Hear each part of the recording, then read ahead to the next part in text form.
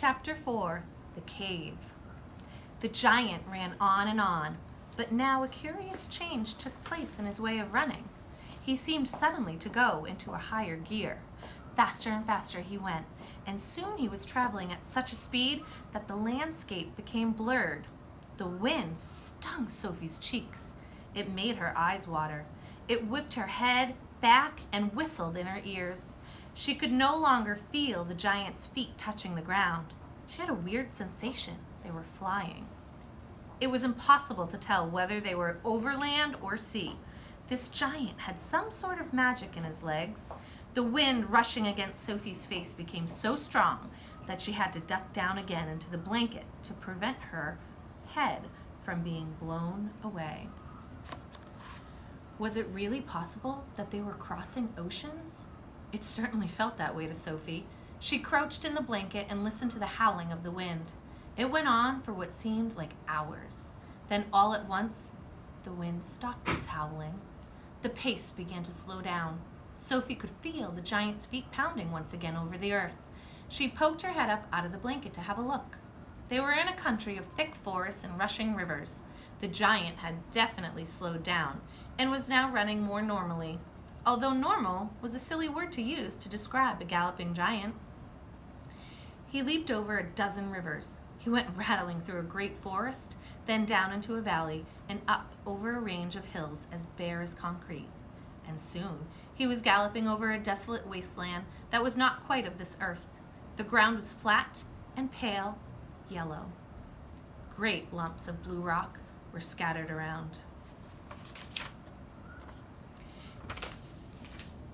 Great lumps of blue rock were scattered around, and dead trees stood everywhere like skeletons. The moon had long since disappeared, and now the dawn was breaking. Sophie, still peering out for the blanket, saw suddenly ahead of her a great craggy mountain.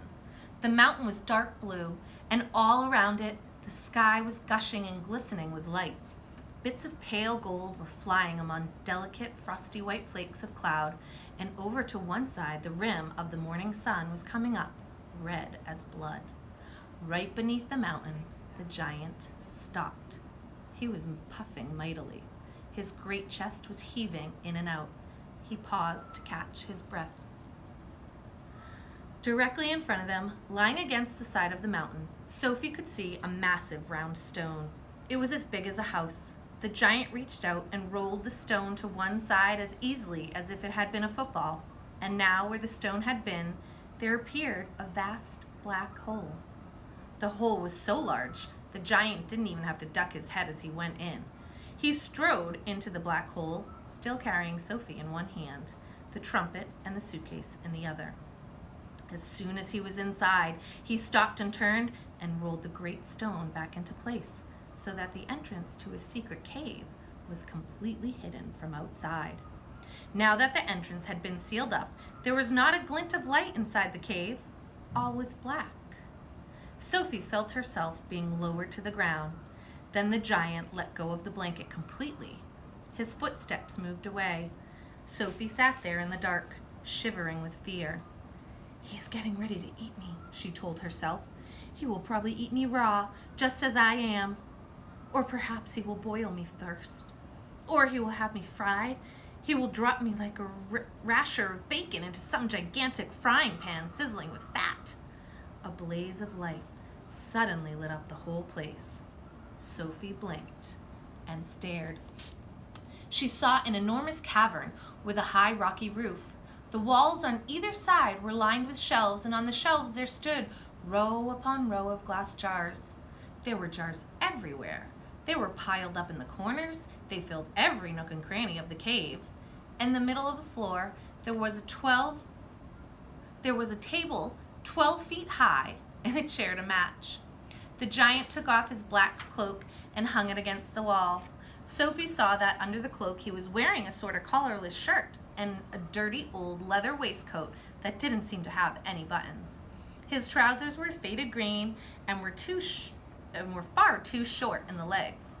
On his bare feet, he was wearing a pair of ridiculous sandals that for some reason had holes cut along each side, with a large hole at the end where his toes stuck out. Sophie, crouching on the floor of the cave in her nightie, gazed back at him through thick, steel-rimmed glasses. She was trembling like a leaf in the wind, and a finger of ice was running up and down the length of her spine. "Ha!" shouted the giant, walking forward and rubbing his hands together. "What has got here?" His booming voice rolled around the walls of the cave like a burst of thunder.